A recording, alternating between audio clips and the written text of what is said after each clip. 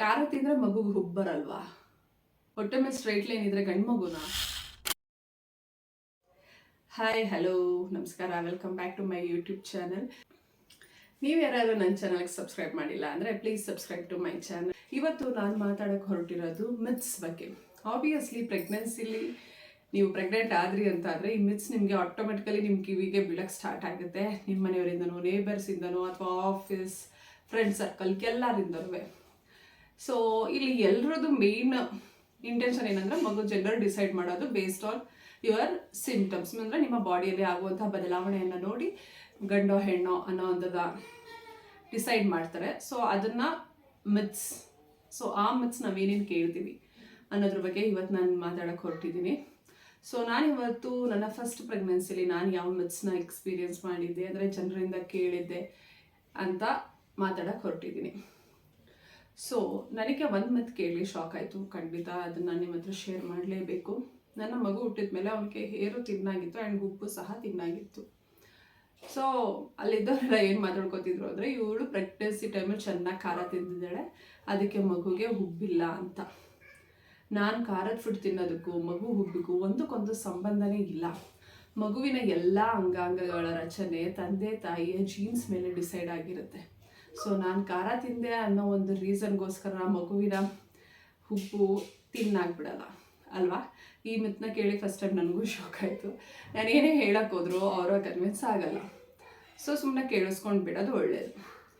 And ಇದು first ಮಿತ್, ಓಕೆನಾ? Second ಮಿತ್, ನಮ್ಮ ಫೇಸ್ ಗ್ಲೋ. ನನ್ನ ಫೇಸ್ ಫಸ್ಟ್ ಪ್ರೆಗ್ನೆನ್ಸಿಯಲ್ಲೂ ಸ್ವಲ್ಪ ಗ್ಲೋ ಇತ್ತು, ನಾರ್ಮಲ್ ಇರೋದಕ್ಕಿಂತ ಸ್ವಲ್ಪ ಗ್ಲೋ.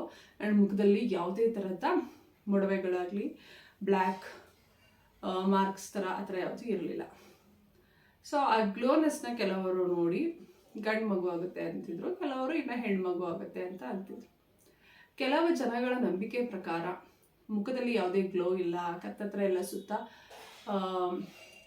ಕಪ್ಪಗಾಗುತ್ತೆ, ಈ ಥರ ಒಂದು ಸಿಂಪ್ಟಮ್ಸ್ ನೋಡಿ ಅವರು ಹೆಣ್ಮಗು ಆಗುತ್ತೆ, ಹೆಣ್ಮಗು ಸಖತ್ತು ಬ್ಯೂಟಿ ಕಾನ್ಷಿಯಸ್ ಇರುತ್ತೆ. ಸೊ ಅಮ್ಮಂದಿರ ಬ್ಯೂಟಿನ ಹೆಣ್ಮಗು ಕದ್ದಿತಾ ಇರುತ್ತೆ, ಅದಕ್ಕೋಸ್ಕರ ನೀನು ಬ್ಯೂಟಿ ಎಲ್ಲ ಹೋಗಿದೆ ನಿನಗೆ ಅಂತ ಅಂತಾರೆ. ಅದೇ ಗ್ಲೋ ಕೊಟ್ಟರೆ ಗಂಡು ಮಗು ತಾಯಿಗೆ ಗ್ಲೋ ಕೊಡುತ್ತೆ ಅಂತ ಮಾತಾಡ್ತಾರೆ. ಫಸ್ಟ್ ಆಫ್ ಆಲ್ ಇವೆರಡೂ ರಾಂಗೆ. ನಮ್ಮ ಮುಖದಲ್ಲೇ ಆಗೋ ಗ್ಲೋ ನಮ್ಮ ಬಾಡಿಯ ಹಾರ್ಮೋನ್ಸ್ ಆಗಲಿ ಅದ್ರ ಮೇಲೆ ಡಿಸೈಡ್ ಆಗಿರುತ್ತೆ, ಓಕೆನಾ? ಇದು ಹೊಟ್ಟೆ ಒಳಗೆ ಗಂಡಿದೆಯೋ ಹೆಣ್ಣಿದೆಯೋ ಅದ್ರ ಮೇಲೆ ನಮ್ಮ ಮುಖದಲ್ಲಿ ಈ ಬದಲಾವಣೆಗಳಾಗಲ್ಲ. ಆ್ಯಂಡ್ ನೆಕ್ಸ್ಟ್ ಥಿಂಗ್, ಮಗುವಿನ ಜೆಂಡರ್ ಡಿಸೈಡ್ ಆಗೋದು ಗಂಡೋ ಹೆಣ್ಣು ಅನ್ನೋದು ನಮ್ಮ ಮುಖದಲ್ಲಿ ಆಗುವ ಬದಲಾವಣೆಯಿಂದ ಅಂತೂ ಅಲ್ವೇ ಅಲ್ಲ, ಅಪ್ಪ ಅಮ್ಮನ ಜೆನೆಟಿಕ್ಸಿಂದ ಡಿಸೈಡ್ ಆಗುತ್ತೆ, ಓಕೆನಾ? ಕ್ರೋಮೋಸೋಮ್ಸ್ ಇರುತ್ತೆ, ಎಕ್ಸ್ ಆ್ಯಂಡ್ ವೈ, ಇದ್ರ ಬಗ್ಗೆ ನಿಮ್ಗೆ ಆಲ್ರೆಡಿ ಗೊತ್ತಿರುತ್ತೆ. ಸೊ ನಾನೇನು ಎಕ್ಸ್ಪ್ಲೈನ್ ಮಾಡಬೇಕಾಗಿಲ್ಲ. ಎಕ್ಸ್ ಸೇರಿದ್ರೆ ಹೆಣ್ಣು, ಎಕ್ಸ್ ವೈ ಸೇರಿದ್ರೆ ಗಂಡು. ಸೊ ಇದು ಎಲ್ರಿಗೂ ಗೊತ್ತಿರೋಂಥ ವಿಷಯ. ಇಷ್ಟೆಲ್ಲ ಸೈಂಟಿಫಿಕ್ಸ್ ರೀಸನ್ಸ್ ನಮಗೆ ಇರುವಾಗ ಗಂಡು ಹೆಣ್ಣು ಅಂತ ಡಿಸೈಡ್ ಮಾಡೋದಕ್ಕೆ ನಮ್ಮ ಮುಖದಲ್ಲಿ ಗ್ಲೋ ಇದೆ, ಗ್ಲೋ ಇಲ್ಲ, ಕರ್ರಗಾಗ್ಬಿಟ್ಟಿದ್ದೀನಿ ಸೊ ಹೆಣ್ಣ, ಇದೆಲ್ಲ ತಪ್ಪು, ಓಕೆನಾ? ನೆಕ್ಸ್ಟ್ ಥರ್ಡ್ ಮಿತ್ ಏನು ಅಂತಂದರೆ ಹೊಟ್ಟೆ, ನಮ್ಮ ಹೊಟ್ಟೆ ಯಾವ ಆಕಾರ ಇರುತ್ತೆ ಅದ್ರ ಮೇಲೆ ಗಂಡು ಹೆಣ್ಣು ಅಂತ ಪ್ರಿಡಿಕ್ಟ್ ಮಾಡಿ. ಹೊಟ್ಟೆ ಸಣ್ಣದಾಗಿ ಸ್ವಲ್ಪ ಹೊಟ್ಟೆ ಕಾಣಲಿಲ್ಲ ಅಂತ ಅಂದರೆ ಗಂಡು, ತುಂಬ ದೊಡ್ಡದಾಗಿ ರೌಂಡ್ ಕಾಣಿಸ್ತಿದೆ ಅಂದರೆ ಹೆಣ್ಣು. ಇದು ಆಬ್ವಿಯಸ್ಲಿ ನಮ್ಮ ದೇಹದ ಸ್ಥಿತಿ ಹೇಗಿದೆ ಅದ್ರ ಮೇಲೆ ಹೊಟ್ಟೆಯ ಬೆಳವಣಿಗೆ ಆಗುತ್ತೆ. ನೀವು ಸ್ವಲ್ಪ ಉದ್ದಕ್ಕಿದ್ದೀರಾ ಅಂತ ಅಂದರೆ ನಿಮ್ಮ ಹೊಟ್ಟೆ ತುಂಬ ರೌಂಡಾಗಿ ಆ ಥರ ಕಾಣಿಸೋಷ್ಟು ಇರಲ್ಲ, ಅದಕ್ಕೆ ಉಳ್ಳಕ್ಕಿರೋರಿಗೆ ತುಂಬ ದಪ್ಪನಾಗಿ ಕಾಣುತ್ತೆ. ಸೊ ಇದರಿಂದ ನಿನಗೆ ಹೆಣ್ಣು ಗಂಡು ಅನ್ನೋದು ಹೇಳೋದು ತಪ್ಪು. And next thing is, already 3 myths ಹೇಳಿದ್ದೀನಿ, ಇದು ಫೋರ್ತ್ ಮಿತ್ ಏನಂದರೆ ಕೇಸರಿ ಹಾಲು ಕುಡಿಯೋದ್ರಿಂದ ಮಗು ಬೆಳ್ಳಗಾಗುತ್ತೆ ಅಂತ. ಕೇಸರಿ ಹಾಲು ಕುಡಿಯೋದ್ರಿಂದ ಬೆಳ್ಳಗಾಗ್ಬಿಟ್ಟಿದ್ರೆ ಜಗತ್ತಲ್ಲಿ ಎಲ್ಲ ಮಕ್ಕಳು ಬೆಳ್ಳಗೆ ಇರಬೇಕಾಗಿತ್ತಲ್ವ? ಯಾರು ನಮ್ಮದೇನೇ ಇಂಡಿಯನ್ ಸ್ಕಿನ್ ಕಲರ್ ಕಂದು ಬಣ್ಣ ಆ ಥರ ಯಾರೂ ಬರ್ತಾನೆ ಇರಲಿಲ್ಲ ಅಲ್ವಾ? ಎಲ್ಲ ವೈಟ್ಗೆ ಇರಬೇಕಾಗಿತ್ತು. ಸೊ ಇದು ಅಷ್ಟೇ, ನಾವು ಕೇಸರಿ ಹಾಲು ಕುಡಿಯೋದ್ರಿಂದ ಮಗುವಿನ ಬಣ್ಣ, ಚರ್ಮದ ಬಣ್ಣ ಡಿಸೈಡ್ ಆಗಲ್ಲ, ಅಪ್ಪ ಅಮ್ಮನ ಜೀನ್ಸಿಂದನೇ ಡಿಸೈಡ್ ಆಗೋದು.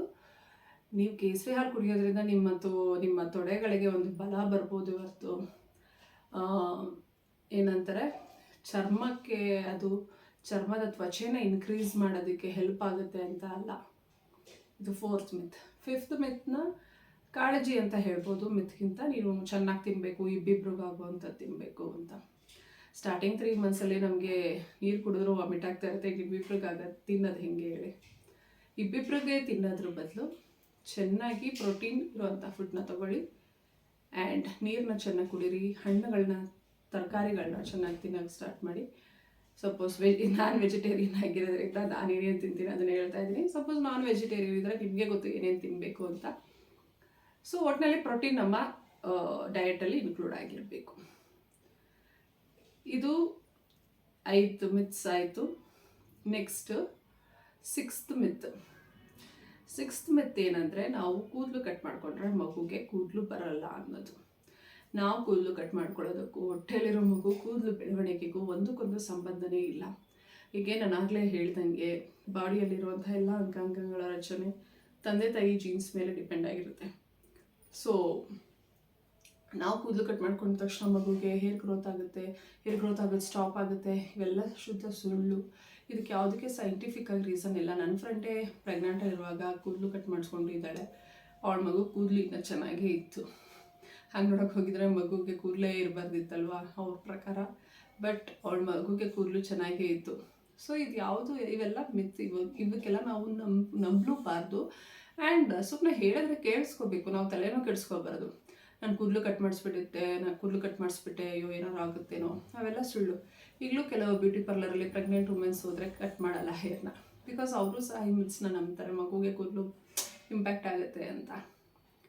ಆ ಥರ ಯಾವುದೇ ಸೈಂಟಿಫಿಕ್ ಆಗಿ ಪ್ರೂವ್ ಆಗಿರೋವಂಥದ್ದು ಇಲ್ಲೆಲ್ಲೂ ಇಲ್ಲ ಈ ಮಿತ್ಸಿಂದ ಹಿಂಗೆ ಆಗುತ್ತೆ ಅಂತ. ಇದು ಒಂದು 6ನೇ ಮಿತ್ತು ನಾನು ಕೇಳಿರುವಂಥದ್ದು. 7th ಮಿತ್ ನಾನು ಕೇಳಿರೋದು ಏನಂದರೆ, ಈ ಹೊಟ್ಟೆ ಮೇಲೆ 3rd ಟ್ರೈಮಿಸ್ಟ್ರಲ್ಲಿ ಅನಿಸುತ್ತೆ, ಸರಿ ನೆನಪಿಲ್ಲ, ಒಟ್ಟಿನಲ್ಲಿ ಲೈನ್ ಬರುತ್ತೆ.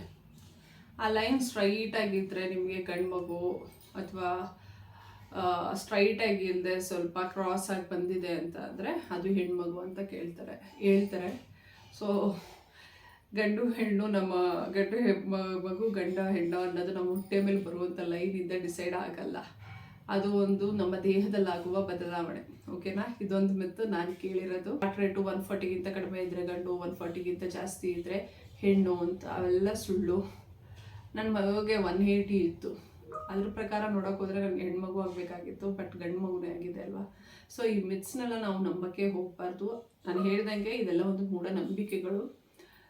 ಮಗುವಿನ ಜೆಂಡರ್ ಡಿಸೈಡ್ ಆಗೋದು ಅಪ್ಪ ಅಮ್ಮನ ಜೆನೆಟಿಕ್ಕಿಂದ, ಜೀನ್ಸ್ ಅಲ್ಲಿರುವಂತಹ ಒಂದು ಕ್ರೋಮೋಸೋಮ್ XS or Y ಇದು ಅದನ್ನು ನಿರ್ಧಾರ ಮಾಡುತ್ತೆ ಹೊರತು ನಮ್ಮ ದೇಹದಲ್ಲಾಗುವ ಬದಲಾವಣೆಗಳಾಗಲಿ ಅಥವಾ ಒಳಗಡೆ ಗಂಡಿರೋದ್ರಿಂದ ನಮ್ಮ ದೇಹದಲ್ಲಿ ಈ ಥರ ಬದಲಾವಣೆ ಆಗುತ್ತೆ ಅನ್ನೋದು ಇವೆಲ್ಲ ಒಂದು ಶುದ್ಧ ಸುಳ್ಳು.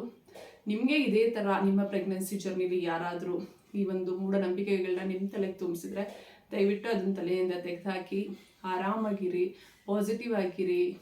ಆ್ಯಂಡ್ ಏನು ತಿನ್ನಬೇಕು ಅನಿಸುತ್ತೋ ತಿನ್ನಿ, ಅಂದರೆ ಎಲ್ಲ ಲಿಮಿಟೆಡಲ್ಲಿರಲಿ. ನೀವು ನಿಮ್ಮ ಡಾಕ್ಟರ್ನ ಕೇಳಿ ತಿನ್ನೋದು ಇಂಪಾರ್ಟೆಂಟ್ ಆಗಿರುತ್ತೆ.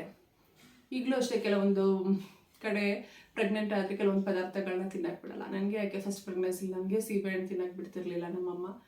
ಬಟ್ ಸೀಬೆಹಣ್ಣು is very rich in vitamin C ಅಲ್ವಾ, ಅದು ನಮ್ಮ ದೇಹಕ್ಕೆ ಅಗತ್ಯವಾದದ್ದು. ಸೊ ನಾನು ಈಗ 2nd ಪ್ರೆಗ್ನೆನ್ಸಿಲಿ ನಾನಂತೂ ತುಂಬ ಚೆನ್ನಾಗಿ ಸೀಬೆಹಣ್ಣು ತಿಂತಾ ಇದ್ದೀನಿ. ಸೊ ಆ ಥರ ಅವ್ರು ಏನು ಹೇಳ್ತಾರೋ ಅದನ್ನು ನಾವು ಯಾವುದನ್ನು ಅಡಾಪ್ಟ್ ಮಾಡ್ಕೋಬೇಕು ಅನ್ನೋದು ನಮಗೆ ಗೊತ್ತಿರಬೇಕು. ಸೊ ನಾವು ಮಗುವಿನ ಒಂದು ತಾಯಿಯಾಗಿ ನಮಗೆ ಕೆಲವೊಂದು ರೆಸ್ಪಾನ್ಸಿಬಿಲಿಟೀಸ್ ಇರುತ್ತಲ್ವ. ನೀವು ಅವ್ರು ಏನು ಹೇಳ್ತಾರೆ ಅದನ್ನು ಕೇಳಿಸ್ಕೊಂಡು ನೀವು ನಿಮ್ಮ ಡಾಕ್ಟ್ರ್ ಜೊತೆ ಮಾತಾಡಿ ಯಾವುದನ್ನು ತಿನ್ನಬೇಕು ಯಾವುದನ್ನು ತಿನ್ನಬಾರ್ದು ಅನ್ನೋ ಡಿಸಿಷನ್ ತೊಗೊಳ್ಳೋದು ನಿಮ್ಮ ಕೈಲಿರುತ್ತೆ. ಓಕೆ? ಸೊ ಮಗುವಿನ ಜೆಂಡರ್ ಡಿಸೈಡ್ ಆಗೋದು ಅಪ್ಪ ಅಮ್ಮನ ಜೀನ್ಸಿಂದ. ಓಕೆನಾ? ಅಪ್ಪ ಅಮ್ಮನ ಜೀನ್ಸಿಂದ ಮಗುವಿನ ಜೆಂಡರ್ ಡಿಸೈಡ್ ಆಗುತ್ತೆ. ಇದು ಯಾವುದೇ ಮಿತ್ಸಿಂದ ಅಲ್ಲ. ಸೊ ಸಿಗ್ತೀನಿ. ಅಲ್ಲಿವರೆಗೂ ನನ್ನ ಚಾನಲ್ಗೆ ಸಬ್ಸ್ಕ್ರೈಬ್ ಆಗಿ, ಯಾರೆಲ್ಲ ಸಬ್ಸ್ಕ್ರೈಬ್ ಆಗಿಲ್ಲ ಅಂತ ಅಂದರೆ. ಆ್ಯಂಡ್ ಪ್ಲೀಸ್ ನನ್ನ ವೀಡಿಯೋಸ್ನ ನೋಡಿ ಆ್ಯಂಡ್ ಸಪೋರ್ಟ್ ಮಾಡಿ.